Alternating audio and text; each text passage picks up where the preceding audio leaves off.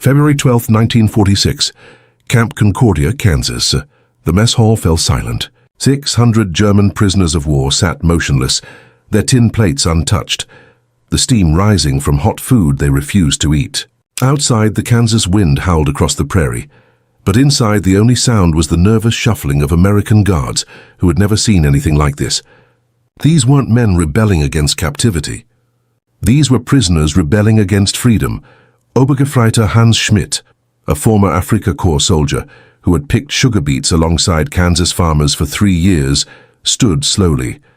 His English had become nearly perfect. "We will not eat," he announced, his voice carrying across the hall.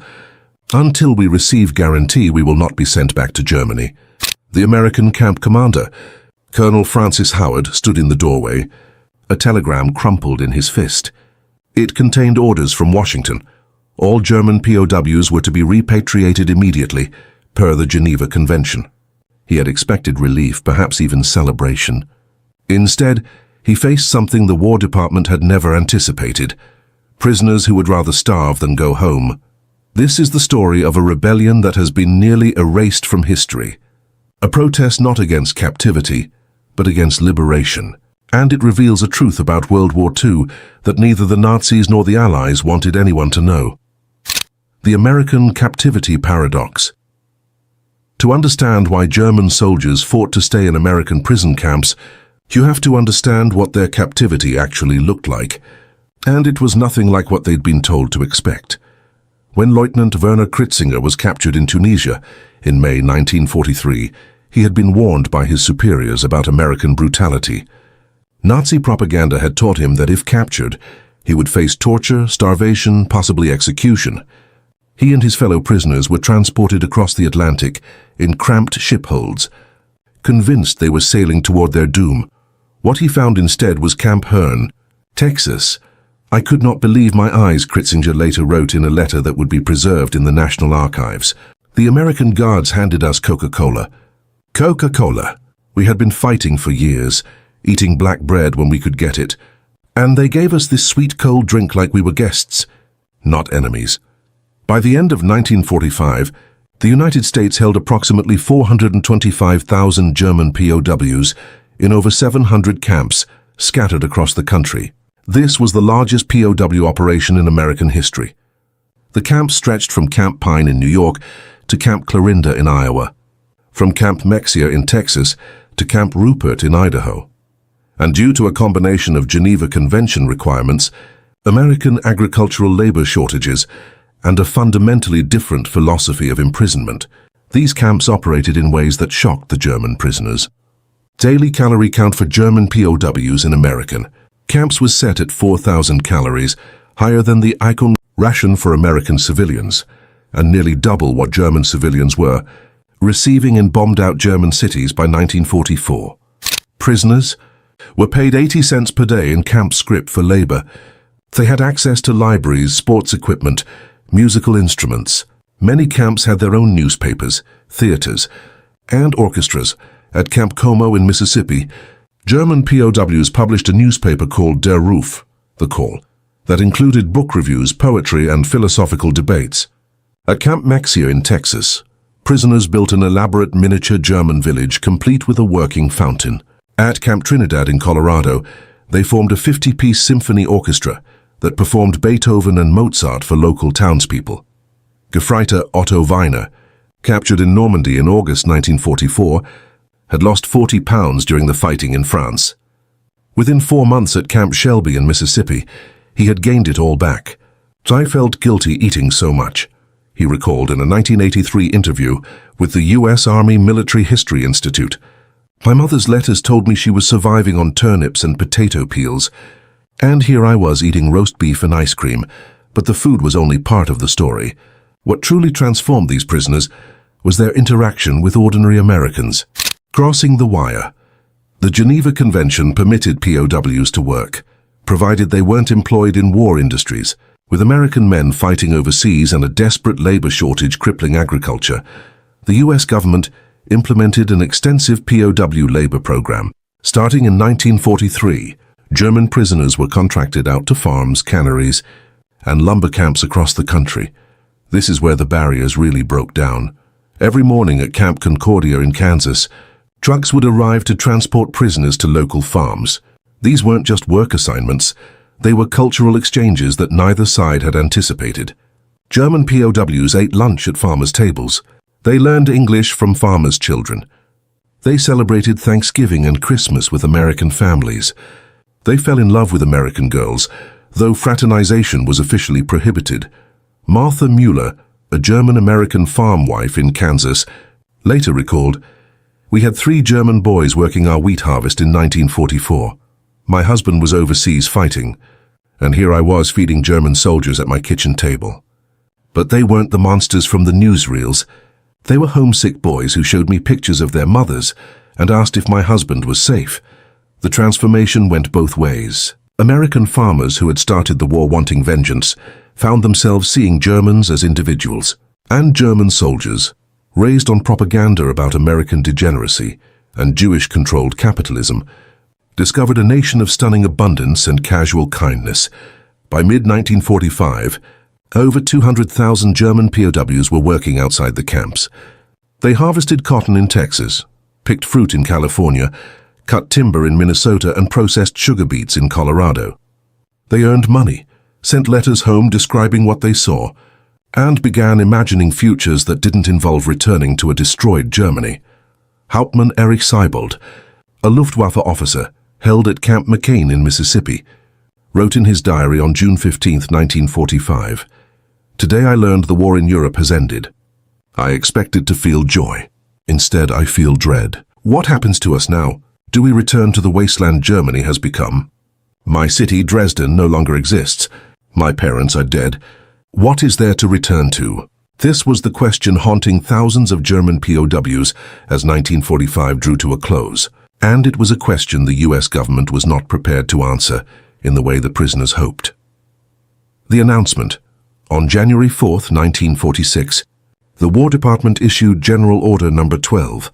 All German POWs were to be repatriated with utmost speed in accordance with Geneva Convention requirements. The goal was to have all prisoners returned to Germany by July 1946. The announcement traveled through the camp system like an electric shock. At Camp Ruston in Louisiana, commandant of the prisoner compound, Oberst Klaus Mittendorf, immediately noticed the change in atmosphere. "The men became quiet," he reported to American authorities. There was no singing in the evenings. Many stopped eating properly.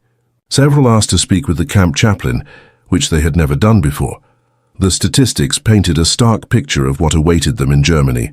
By early 1946, 20% of Berlin was rubble. In Hamburg, 50% of all housing had been destroyed. Cologne's population had dropped from 750,000 to 40,000. The daily calorie ration in the British zone of occupation had fallen to 40 calories, starvation levels. The Soviet zone was even worse. More frightening was the uncertainty. Germany had been divided into 4 occupation zones: American, British, French, and Soviet. Prisoners had no control over which zone they would be sent to, and stories of Soviet treatment of German prisoners were terrifying.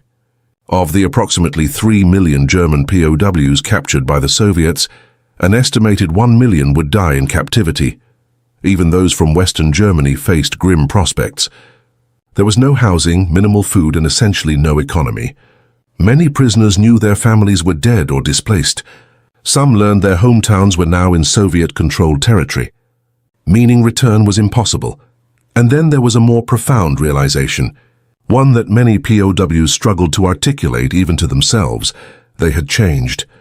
After years in America, they no longer fit into the Germany they'd left behind, and that Germany no longer existed anyway. On January 18, 1946, at Camp Concordia in Kansas, a group of prisoners drafted a petition. It was written in careful English and addressed to President Harry Truman. The document, preserved in the National Archives, reads in part, "We, the undersigned, respectfully request permission to remain in the United States of America.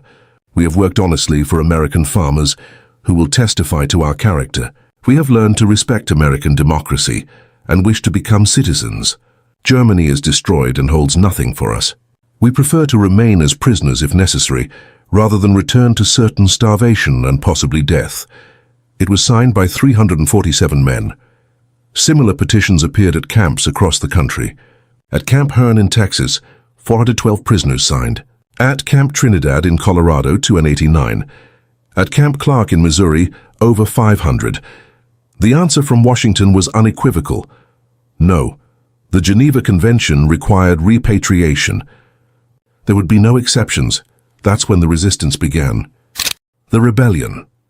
The first hunger strike started at Camp Concordia on February 12, 1946, the scene that opened this story. Within a week, similar strikes had spread to camps in Texas, Oklahoma, and Colorado. The American camp commanders were baffled. Colonel Francis Howard at Concordia had dealt with occasional disciplinary problems, fights between Nazi hardliners and anti-Nazi prisoners, minor work refusals, escape attempts. But this was different. This was organized, non-violent, and emotionally complex.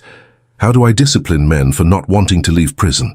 he wrote in a report to the War Department, dated February 18th. "These are not violent men. They're not destroying property. They're simply refusing to cooperate with their own liberation." The strikes weren't the only form of resistance.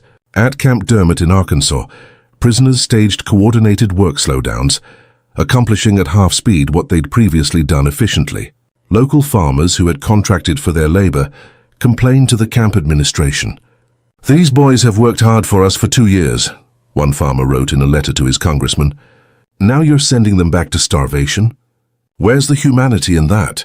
At Camp Como in Mississippi, a group of prisoners hired a local lawyer, using their accumulated work wages, to explore legal options for staying. The lawyer, a young attorney named Robert Hutchinson, actually took the case seriously, researching immigration law and writing to the State Department. His February 1946 brief argued that German POWs who had performed essential civilian labor should be eligible for special immigration status. The State Department's response was swift and negative. Granting such requests would violate international law, undermine the Geneva Convention, and create impossible precedents. An official wrote back on March 3rd, "The petitions must be denied and repatriation must proceed." But the prisoners' resistance grew more creative and desperate. At Camp Hearn in Texas, Unteroffizier Josef Kramer had fallen in love with a German-American woman named Anna Schneider, whose family owned a dairy farm where he'd worked for 18 months. Fraternization was forbidden, but in the relative freedom of work assignments, relationships had formed. Kramer proposed marriage, hoping it might provide legal grounds to stay.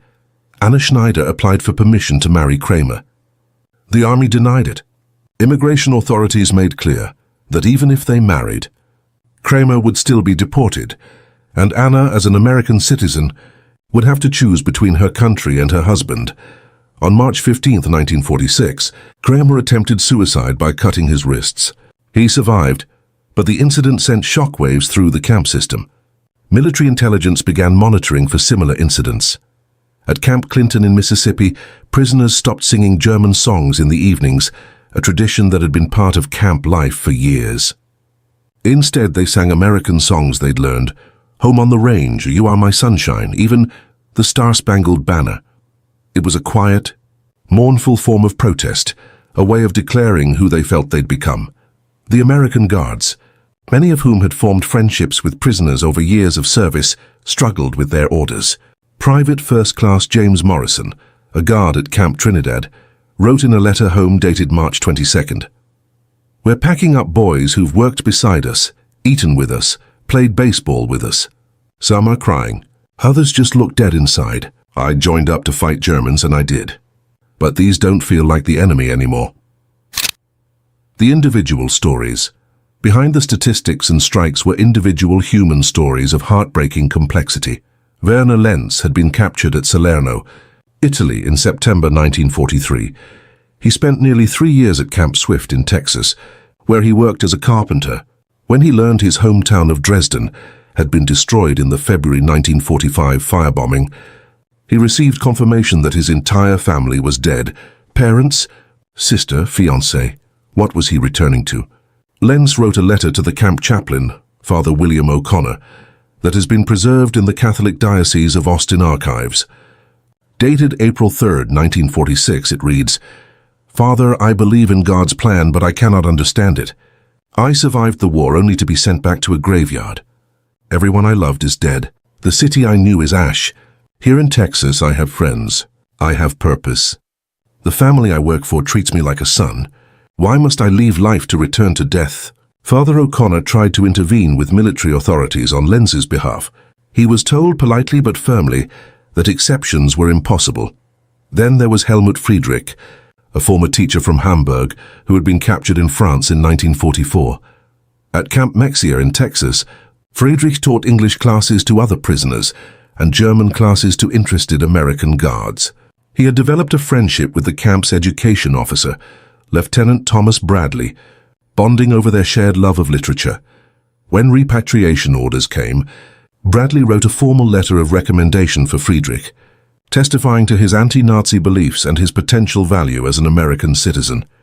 "This man," Bradley wrote, "represents the best of what Germany could become.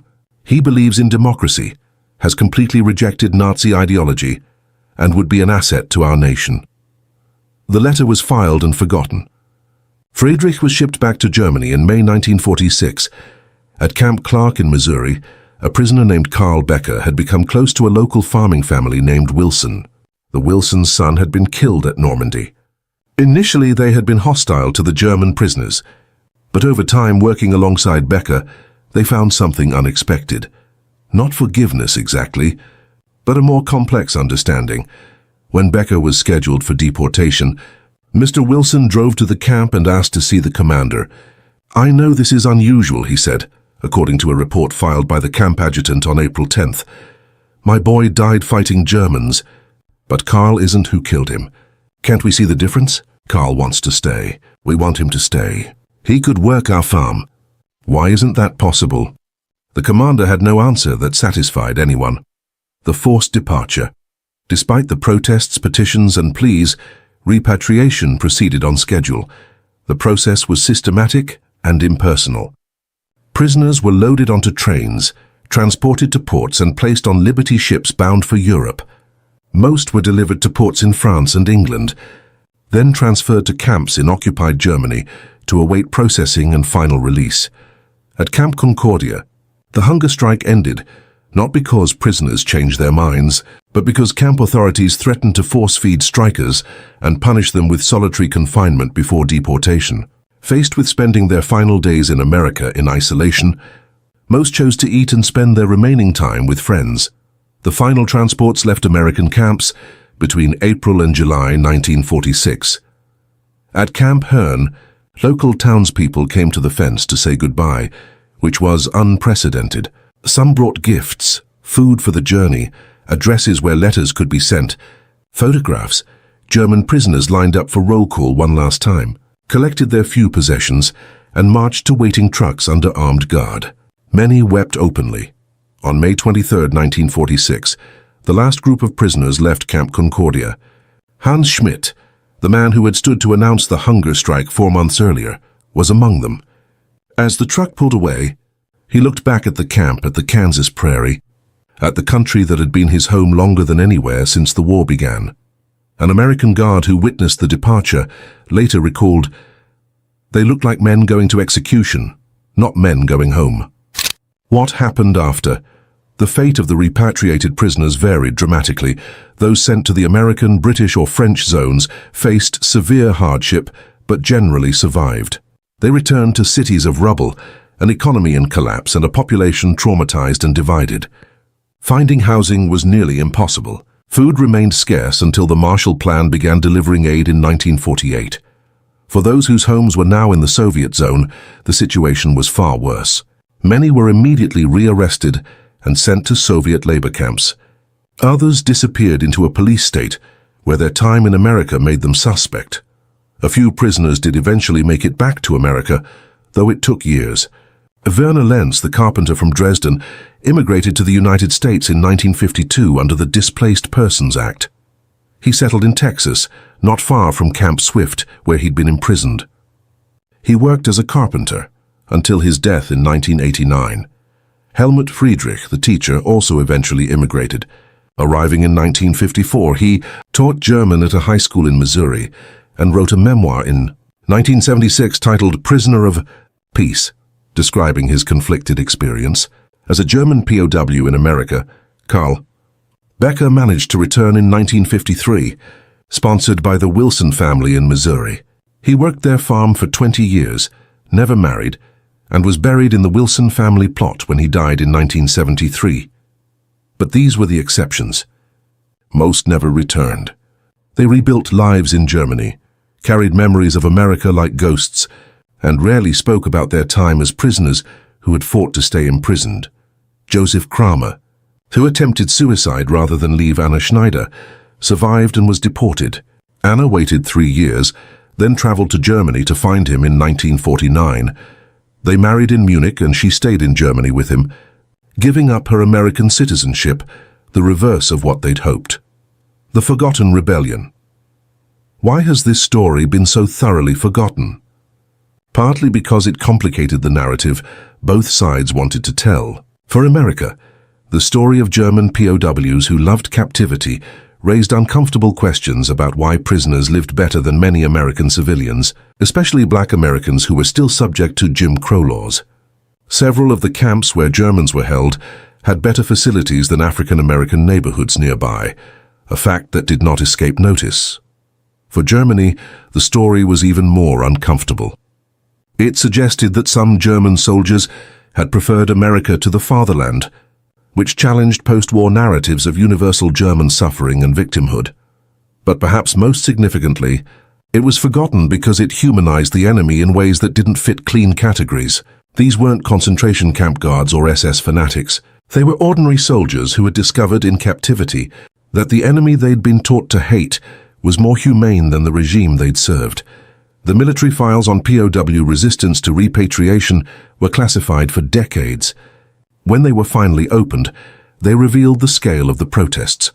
At least 15,000 German POWs across more than 30 camps had participated in some form of resistance.